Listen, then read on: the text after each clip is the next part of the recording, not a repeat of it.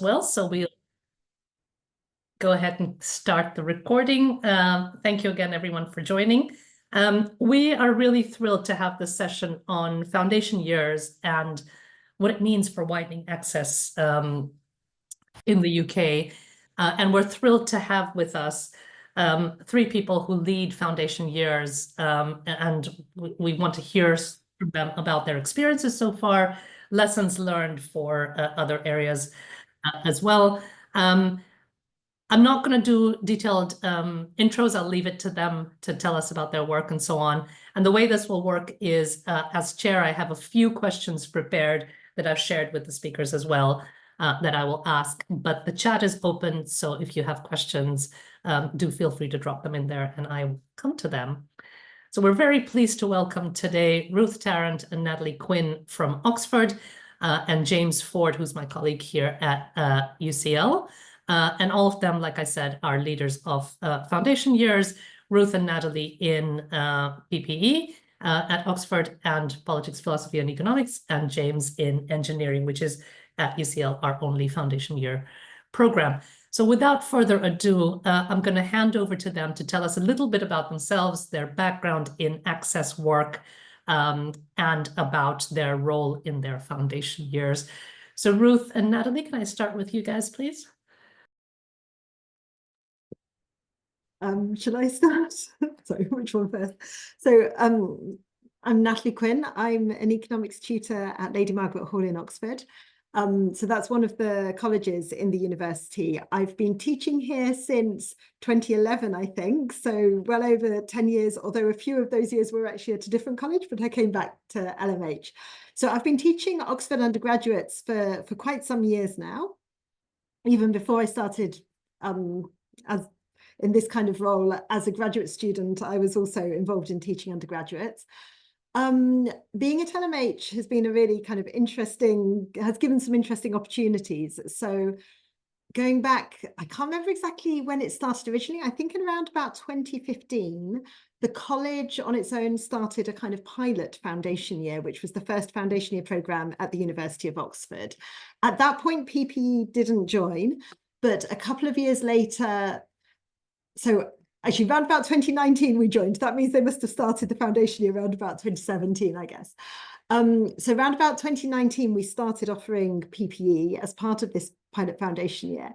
And at that point it was very much the kind of the fellows in the college that teach PPE kind of improvising to some extent, trying to figure out what would work as an access program given 1 year with bright students who were never going to manage to get kind of directly into Oxford. What could we do to support them to kind of make that transition and be ready?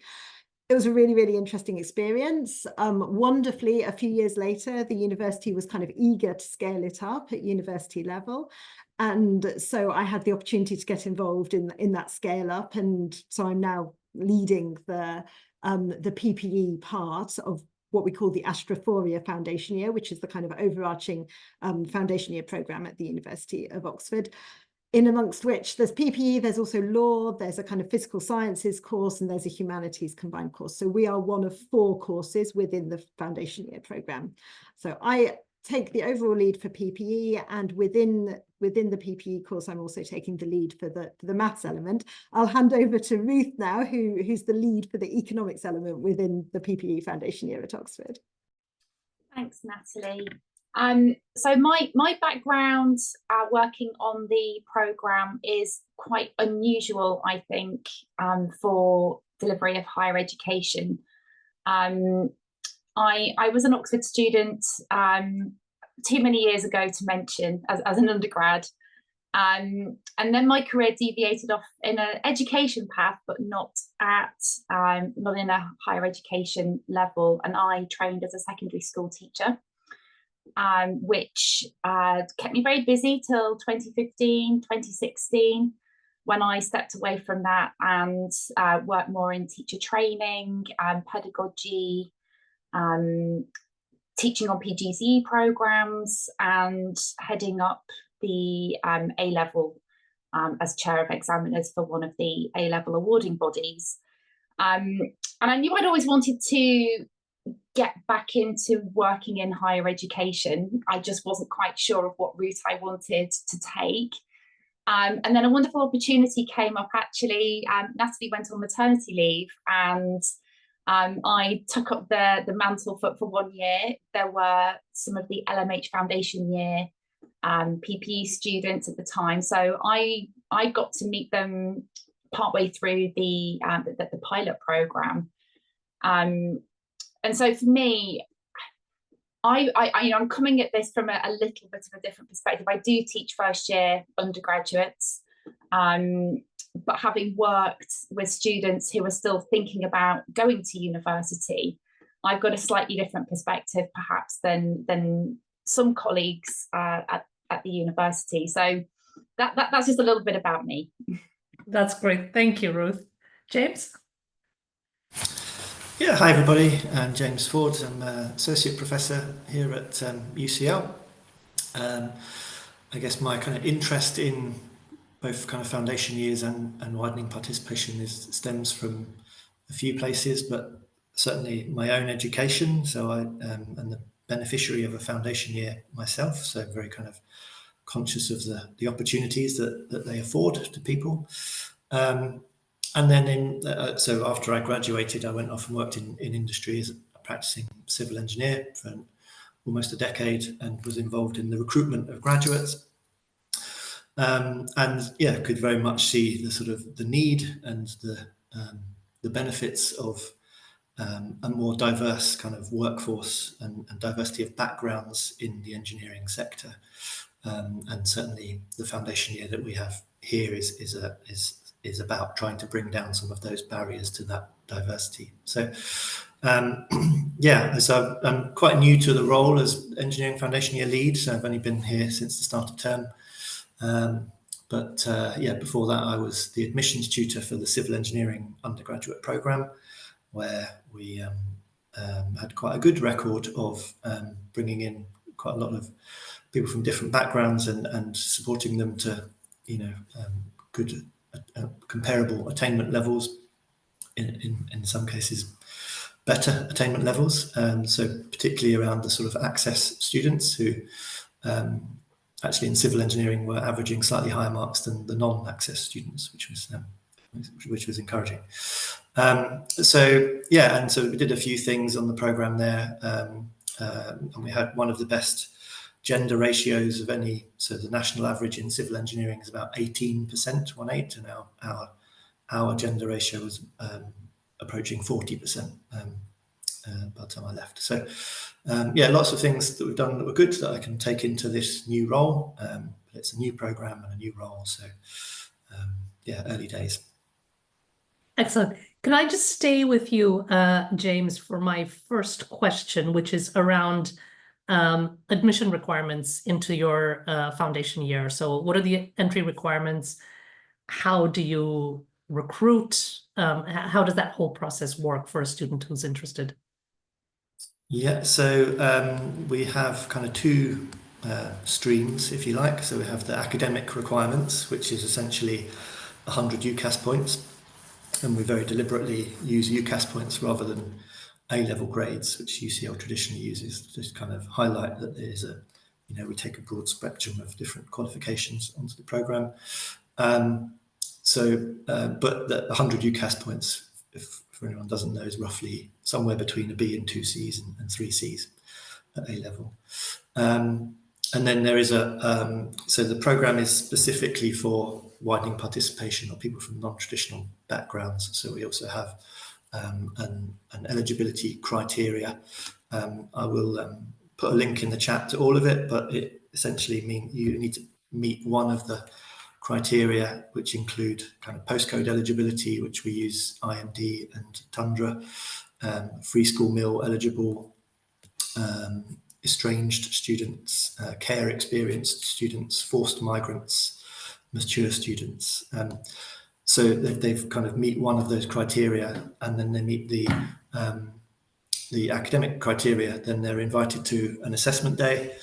The assessment day involves working on a little group project with us kind of observing and we're really looking for, kind of how engaged are they? Are they asking the right questions? Are they kind of, enthusiastic? Those kind of things. It's not particularly technical assessment. It's really just checking that they have the right sort of attitudes that we want to see. It's going to change slightly this year for a few reasons. So previously, part of the exercise did involve some basic mathematics calculations. So mathematics is a big part of the sort of engineering course, but it didn't really work too well because they were in groups. What tended to happen was one person would do the maths bit and everyone else didn't really do it. So this year we're going to take that out of the activity, and there will be a separate kind of little mini maths quiz that they'll do, which is really just kind of GCSE level maths, just to check that they're kind of got that minimum kind of requirement. And then, so that I think numbers wise, we get something around 1,500 applicants. We'll invite about 150 to an assessment day. And then, so this year we have 40 students. Next year we'll be up to about 55. That'll be our kind of steady state kind of going forward, be about 55 students a year.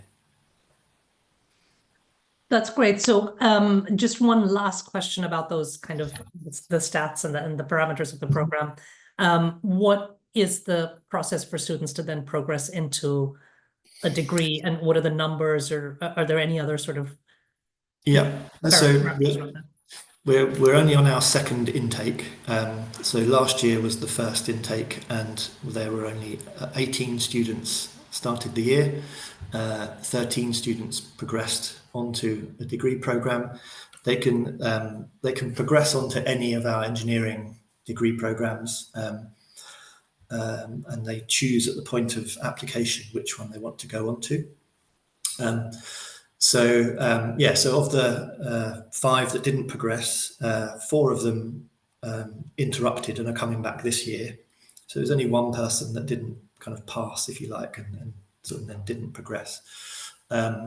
So it's reasonably, positive results so far, but obviously a small sample size is only one year. It's a bit too early to know how well they're doing, but it's obviously something that we're tracking closely this year. Lots of conversations with the different departments that they've gone into to check, how they're getting on, and are there any gaps in what the knowledge they have and need, and we feed that back into kind of future iterations of the program. It's a bit of a challenge because, of course, different departments have different needs, but we're sort of just trying to provide that foundation that's kind of common to all of the different engineering branches. And then this year we've got 37 students, and so far so good, but again, early stages, so no kind of marks or anything yet to look at. Thank you.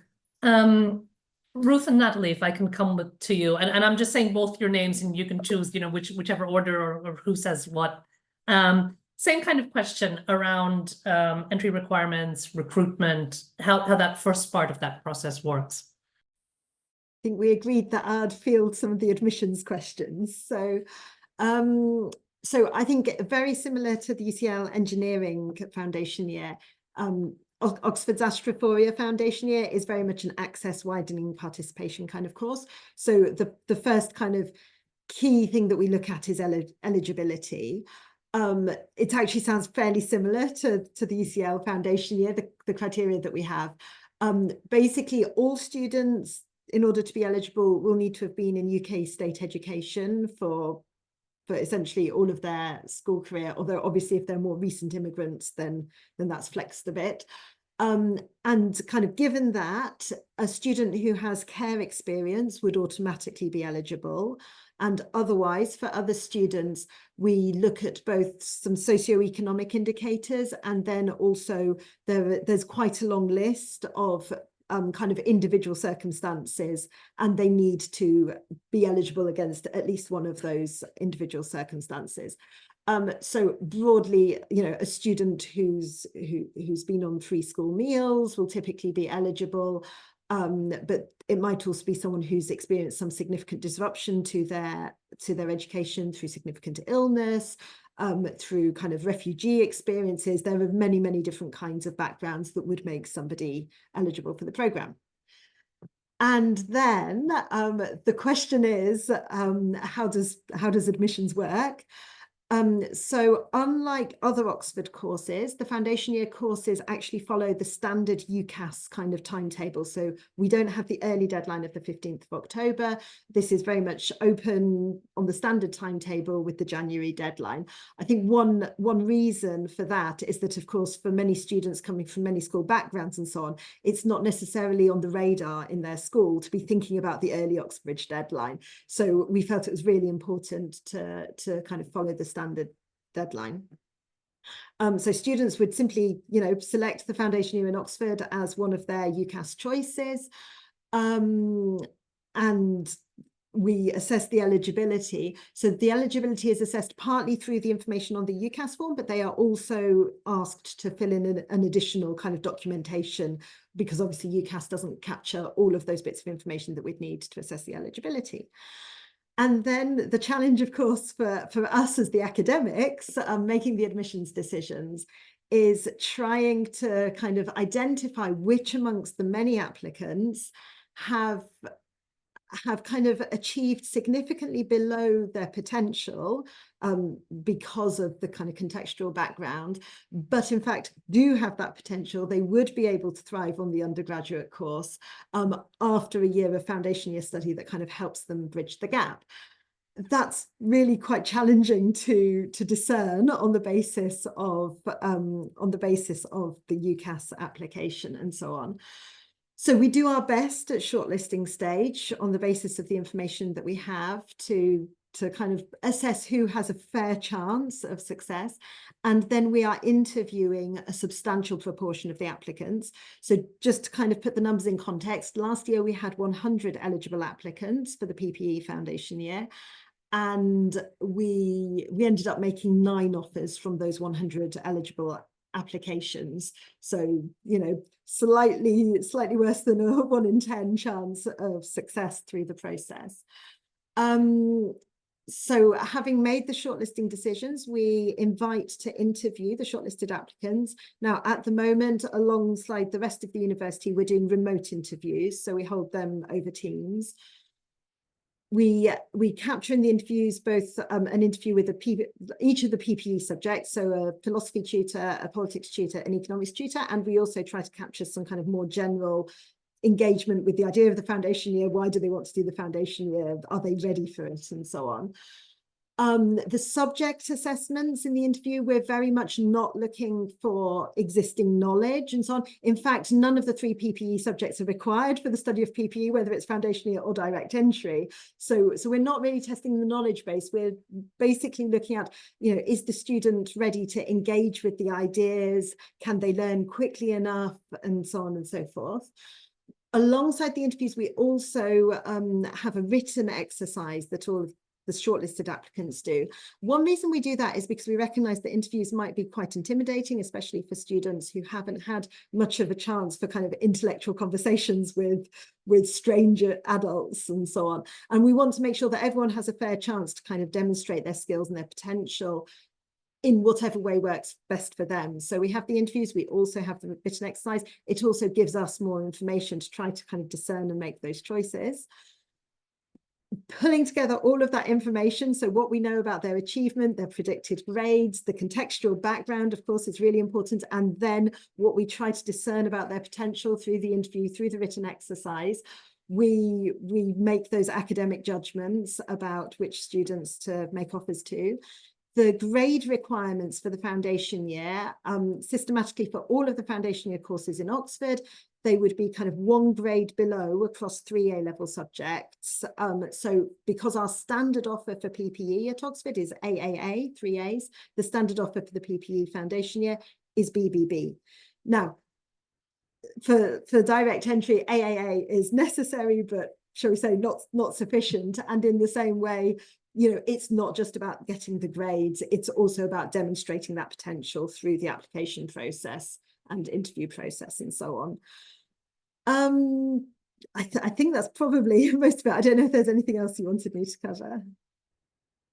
There's actually a question that Steffi had in the chat about what you look for in the interview and how these sort of the skills and potential are measured. So if you can say a little bit about that.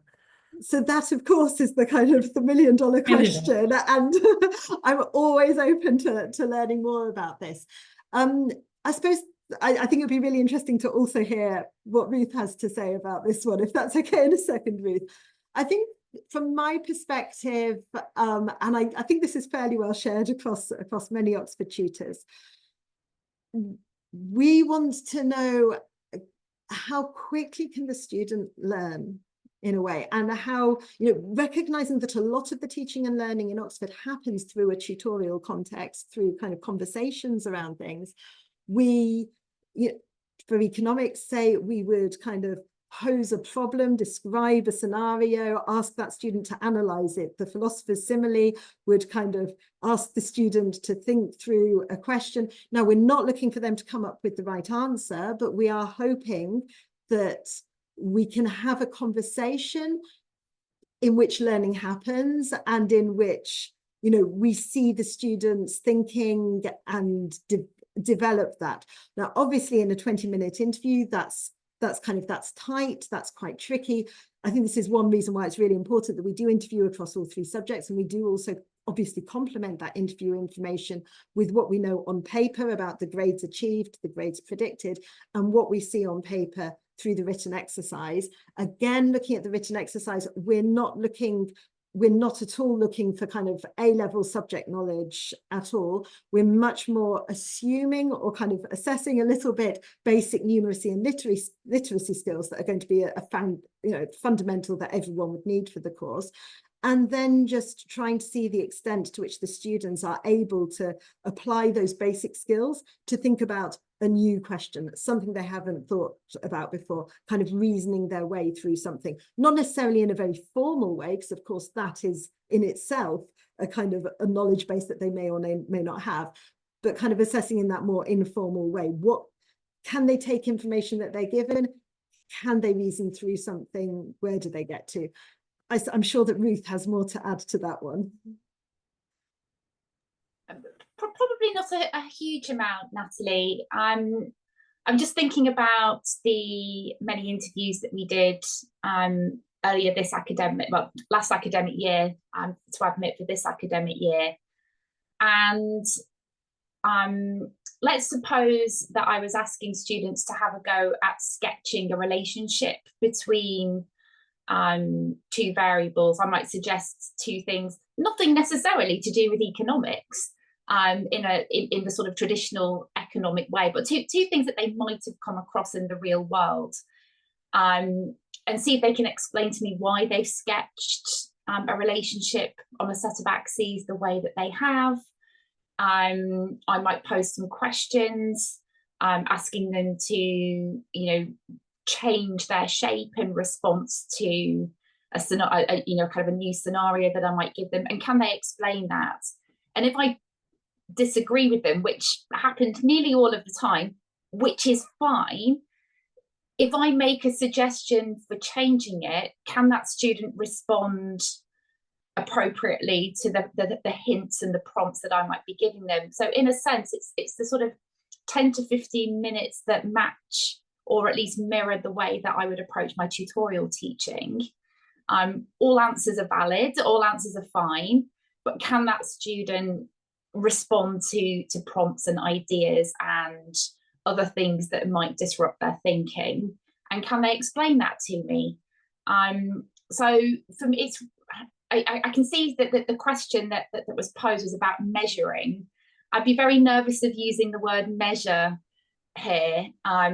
Some of it, whether we get this entirely right, I don't know. I think it's very, very hard to assess. But certainly from my perspective, we're asking young people to enter an environment at Oxford where they need to be comfortable being in a room with a tutor in a very small group and talking about their ideas. And partly from my perspective, and by no means is this necessarily the university perspective, and nor might it be Natalie's perspective, that style of teaching doesn't suit all students, and nor should it. So there might be a student who goes on to do wonderful academic things somewhere else, but the tutorial side of teaching might not really suit them. So in the interview, although we don't get much time, I think you get a reasonable sense of whether someone is willing and able to engage in that kind of format. And I can see some really interesting sort of parallels to what James described earlier about the group exercises on the day. If that's a fairly typical way of teaching on the UCL engineering programme, it makes sense to mirror that in some way. Can students work in that format? So I've deviated slightly from the question, but for me, interviewing in economics, you know, can they talk to me? Can they communicate ideas? Can they adapt their thinking if I give them something different to think about? Is it okay if they get it wrong? Absolutely, it's fine. So that would be my take on it. And I could see Natalie nodding a little bit there. So hopefully I've said some things that chime a little bit with Natalie's perspective as well. I think this is really interesting, because what is, you know, underlying everything you're saying is that we're all interested in student success, right? We want people to do well, and the match quality is a big element of them doing well as well. I was going to segue into asking James, because that seemed perfect in terms of what is actually in the foundation year. So how do you prepare them? But I see Clodagh has a hand raised. Do you want to come in with a question here? Yeah, I was just, so what Ruth and Natalie just described is exactly what we look for in interviews for our BSc. And we do find that the WP students, widening participation students, struggle a lot more than other students, really often just in the communication bit. And again, they're online. So, you know, we have all sorts of things like, for example, they join on phones because they can't access a computer at school. And, you know, there's all those things. But I suppose that's leading to a general question of, do you find that these are students who can students apply for PPE straight as a WP student and for the foundation year and try and see which one they get? Or do they have to select one in the process? I'm afraid, unfortunately, from my perspective, they do have to select. That's very much kind of central university policy. What can I say about this? Personally, I'm concerned that we're putting too much demand on the students themselves to identify which path they are better suited for. However, that is the framework that we unfortunately have to work within.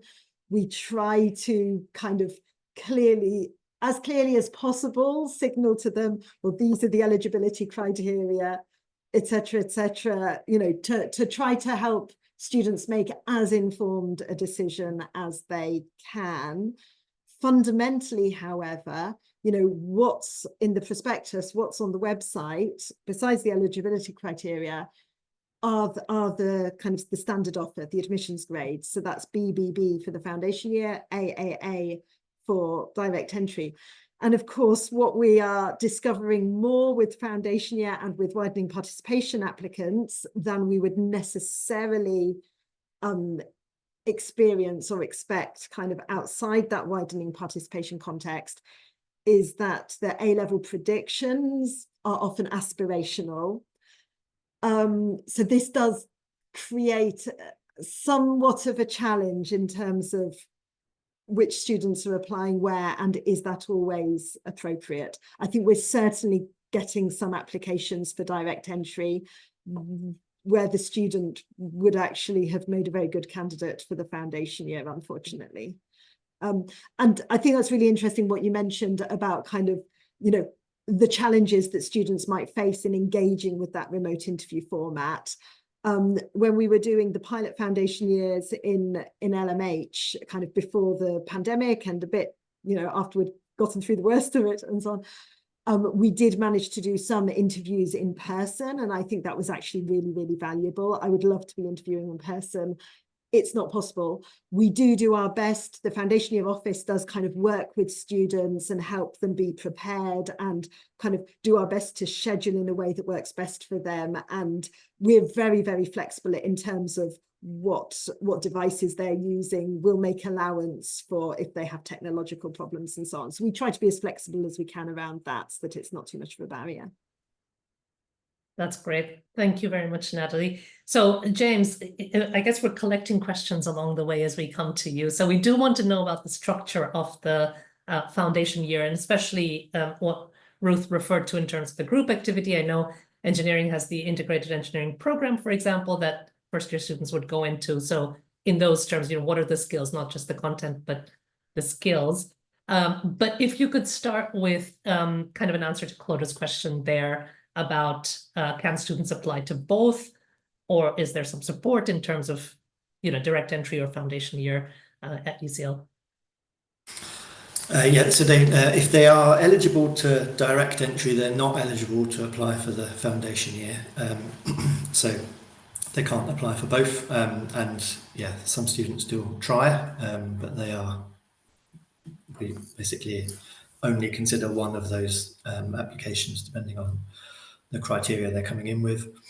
In terms of, I think somebody asked about GCSE requirements as well, and so there is a minimum requirement of a C in maths and a C in English language at GCSE for our foundation year. I think that the maths one is one that we're kind of very much keeping under review and might well change depending on how the students get on as we get a bit more data in a year or two's time. The structure of the course, so there are 3 modules. There's one module which is maths and science, which is a 45 credit module. 30 credit module, but changing to 45 next year. There's a engineering skills module, which is really about teaching the sort of broader professional skill set that you need to be a practicing engineer. So the maths and science is about the underpinning kind of science and theory. The skills is about how do we work and practice as professional engineers. And then the third module is an engineering design project where they're bringing all of that skill set together and solving problems. So it's very much aligns with the sort of ethos of the sort of engineering faculty and all of the engineering degrees that they're going into. There was a big emphasis on problem-based learning, project-based learning, a lot of teamwork, and so a lot of that is reflected in the design of the foundation year.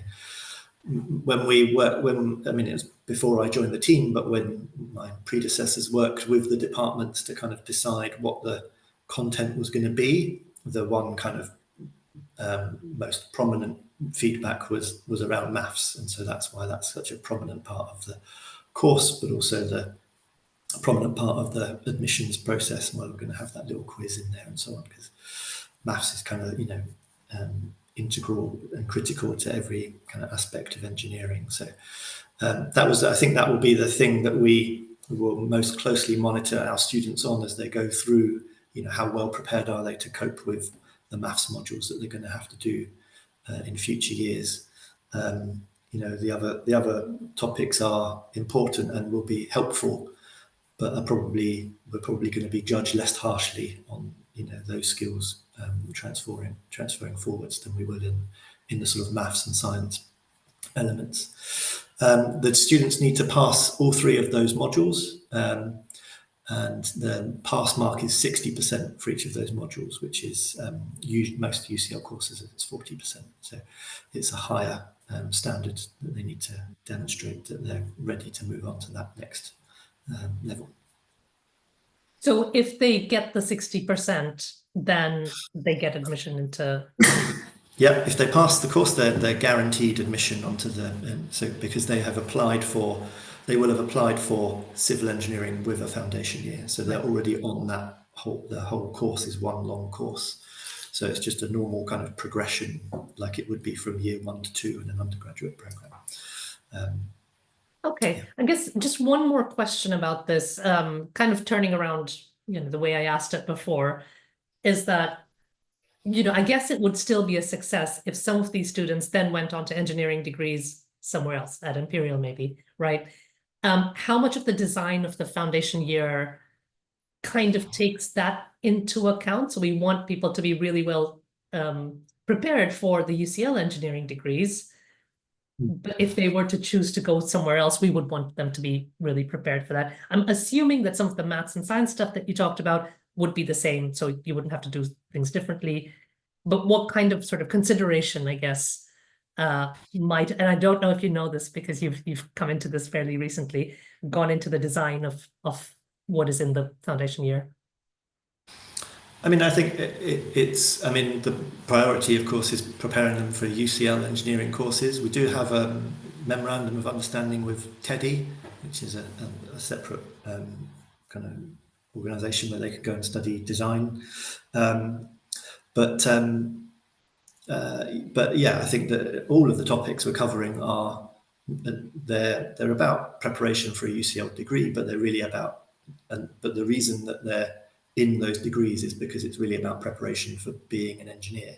You know, those are the skills that engineers need and use, and so they should be applicable to whatever, you know, degree you're going to go and study. And I think that anyone that's done the foundation year here will be at least as well prepared for a degree, an engineering degree anywhere, compared to someone that has done, you know, an A-level in maths and physics and further maths, which is the sort of typical breakdown that we see. So so yeah, I think, you know, the foundation year will be good preparation for wherever they go, but is really, the design of it was very much based on the department's feedback of what they wanted to see coming from these students. So I'm going to follow that up with a question that Clovis put in the chat about whether other universities accept the foundation year as entry to their degree. Do you know anything about that, James? Sorry, say that again, sorry. Do other universities accept your foundation year as entry to their degree? Is there anything like that other than TEDI that you spoke about? No, only TEDI at the moment. I think there are some discussions going on that don't involve me, but that might change. But yeah, at the moment, as far as I know, it's only TEDI. Okay, fantastic. Thank you. Natalie and Ruth, if I can turn to you, same kind of question about what actually happens in the foundation year. And I mean, PPE is quite a bespoke course, though there are other universities who offer it as well. So I think I know your answer to this last question, which is, do you prepare for other kind of places as well? But if you can say something about anything you know about the other degrees as well, the other foundation year degrees as well, in terms of, you know, is there a common kind of approach to these? The content will be different, obviously, but a common kind of a philosophy or principle that lies behind the design of these. Should I start, Natalie, with just talking generally about PPE, and then I'll let you field something more broadly, given that you have more communication with the other subjects. So in terms of the structure of what we do, what we're trying to do is mirror the structure of our typical first year, not in terms of content, but in terms of trying to help students manage their time and balancing the P and the E, as well as having maths running all the way through. Our students are also, that they're part of a college as well as being part of a department, and for us that actually counts as continuing education. We don't have a PPE department, or our departments are quite separate, and that in effect mirrors what our typical first years would face in terms of being involved in a department and a college. The main aim really is not content delivery, the exception I think being maths, and actually what we're really focused on is trying to help students build the skills that they need to be able to cope with each of P and E, should they pass the year and be able to progress. That's not to say we don't teach them politics, philosophy, or economics. We absolutely do. And we try very hard not to copy any A-level content in case they happen to have taken an A-level in any of those subjects. And we try very hard not to copy any of the first year content. That's quite a tricky line to tread sometimes. There are some things where there's a little bit of overlap. So we're not trying to replicate A-level in any way. We are focused very much on skills building. So in economics, for example, we have 2 modules. Each subject has 2 modules, apart from maths. And the first one is not weighted quite as heavily as the second one, because we think, you know, students don't really have as many skills that they need. And technically, Natalie will correct me if I'm wrong here, we actually pitch them at different levels. So the first module we count really as a kind of level 3 to level 4 level. And then the second module we're working at level 4, which is equivalent, it's a certificate of higher education level. So just to tie in with another of the questions, if our students manage a basic pass mark, they will get a certificate of higher education, which they could use for progression to somewhere else. We have higher criteria than just achieving a pass to be able to progress to our first year. The 60% is very familiar there. They need 60%. Well, it's actually quite complicated and involves a spreadsheet.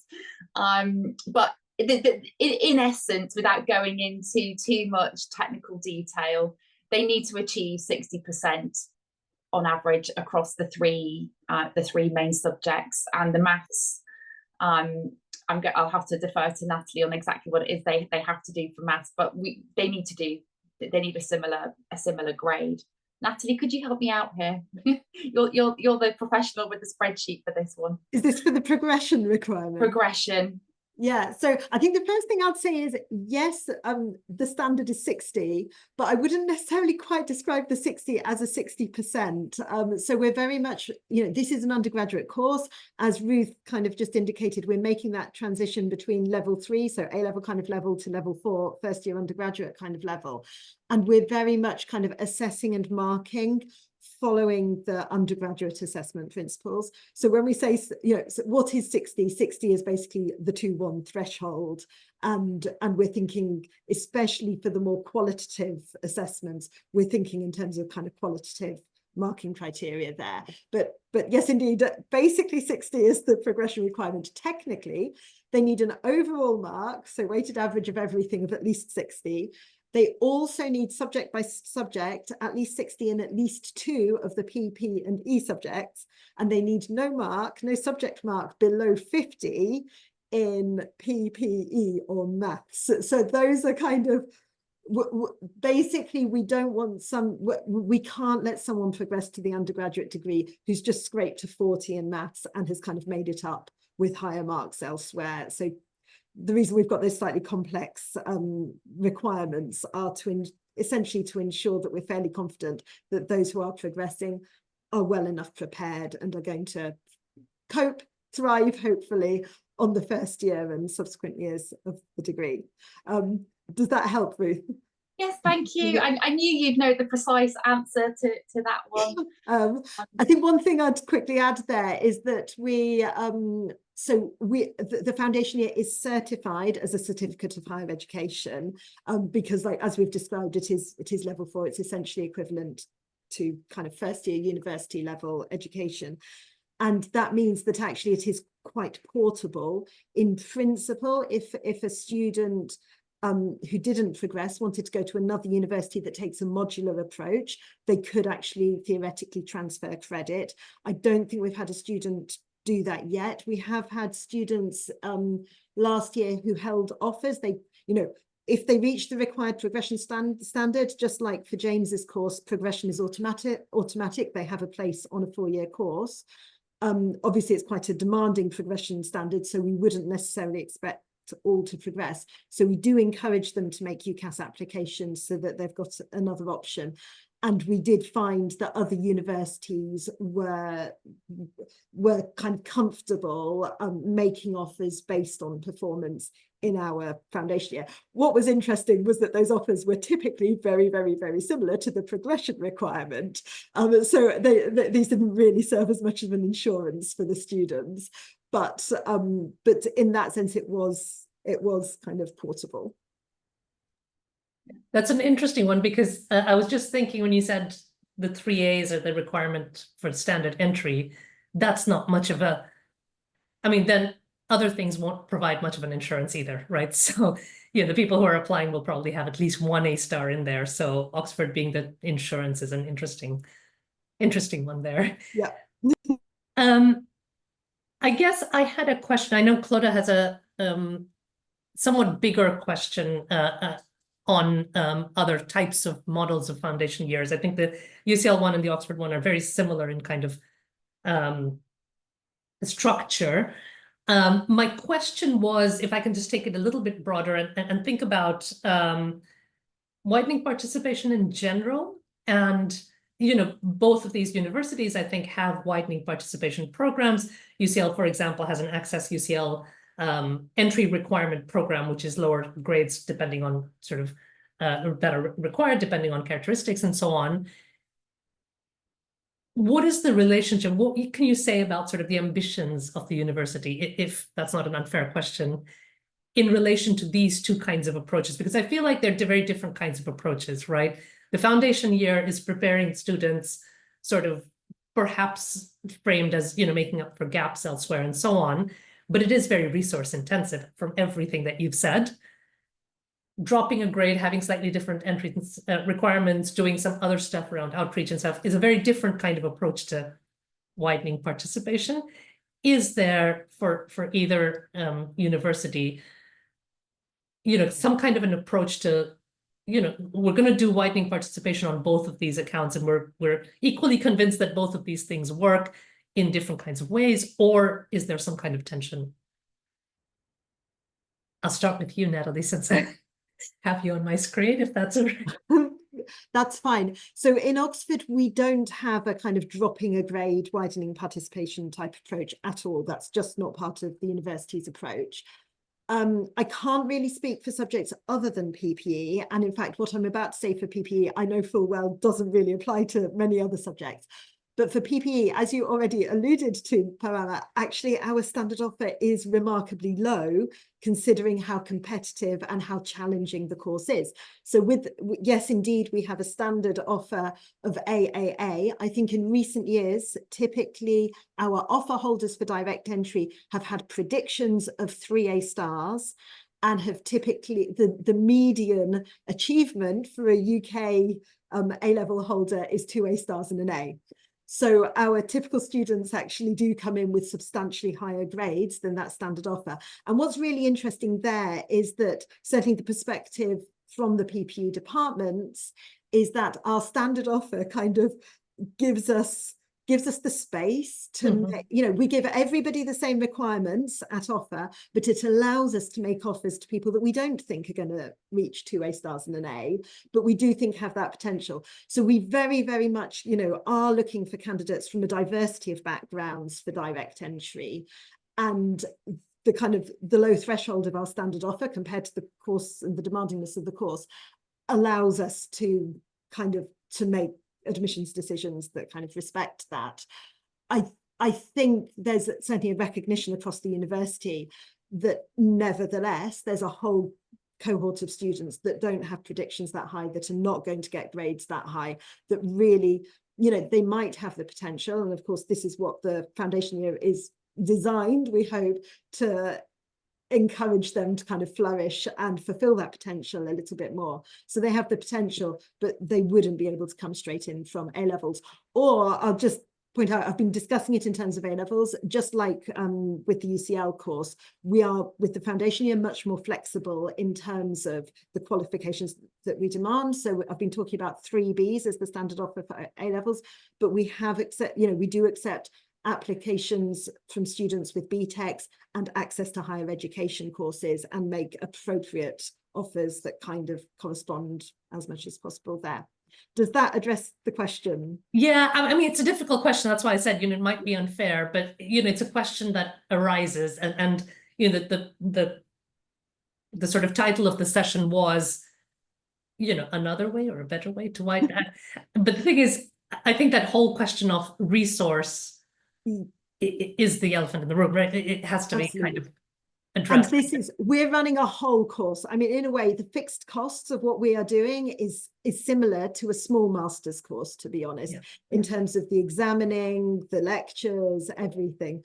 So yeah, it's very resource intensive. I really ought to not to forget to mention that Oxford does also have another kind of widening access program, which is called Opportunity Oxford.